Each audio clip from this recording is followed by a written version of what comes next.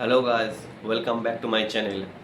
আজকে চলে এসেছি আর একটা টিমের অ্যানালাইসিস নিয়ে, আর সেটা হচ্ছে গুজরাট টাইটান্স।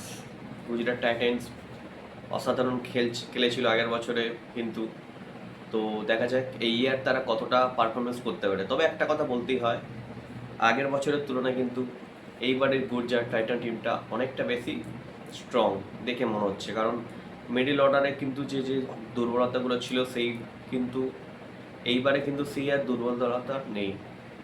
আগের বছরে দেখা গিয়েছিল যে একজন দুজন তিনজনের ওপর এই দলটা নির্ভরশীল। একজন আউট হয়ে গেলে বা রান না পেলে টিমটা কিন্তু বড় স্কোর করতে পারছিল না।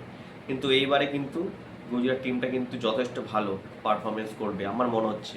এবং বলা তো যায় না, তারা আমার যেটা মনে হচ্ছে লাস্ট ফোরে, ফাইনাল ফোরে তারা ওঠার যোগ্য দাবিদার। সব টিমই ভালো আইপিএলে, বিশ্বের সেরা লিগ হচ্ছে, আর যেখানে কোনো টিমই ছোট না, সব টিম ভালো। প্রত্যেকটার টিমেই দেশ এবং বিদেশের সমস্ত খেলোয়াড় রয়েছে। তো দেখা যাক। এইবারে প্রথমে চলে আসবো গুজরাটের ক্যাপ্টেন। আমরা জানি গুজরাটের শুভমান গিল আমাদের প্রিন্স, আর কোচ হচ্ছে আশিস নেহেরা, আর ভেন্যু হচ্ছে একটা iconic stadium, Narendra Modi stadium, বিশ্বের সব থেকে বড় স্টেডিয়াম। এবং শুধু তাই নয়, এই লাকি চ্যাম্পিয়ন স্টেডিয়ামে কিন্তু গুজরাট টাইটান্স খেলবে, যেখানে ভারত আমরা জানি ওয়ার্ল্ড কাপ টি-20 চ্যাম্পিয়ন হয়েছে। তো এটা একটা বড় তাদের কাছে পাওনা যে একটা চ্যাম্পিয়ন গ্রাউন্ডে চ্যাম্পিয়নরা খেলবে। তো ব্যাটসম্যানের কথা বলি, শুভমান গিলের সাথে আছে কুমার কুসাগ্রা এবং ইংল্যান্ডের মার্কাটারি ব্যাটসম্যান জস বাটলার, অনুজ রাওয়াত, টম ব্যান্টন, গ্লেন ফিলিপসের মতো প্লেয়াররা আছে যারা কিন্তু ব্যাটের সাথে বলও খুব সুন্দরভাবে করতে পারে। এবং নিশান সিদ্ধু থেকে ওয়াশিংটন সুন্দর, আরশাদ খান, সাই কিশোর দেখেছি কত সুন্দর বাঁহাতে স্পিনার। হ্যাঁ, জেসন হোল্ডার কিন্তু অলরাউন্ডার হিসাবে অসাধারণ খেলতে পারে। জয়ন্ত যাদব, শাহরুখ খান, গ্লেন ফিলিপস, এরা প্রত্যেকেই খুবই অসাধারণ খেলোয়াড়।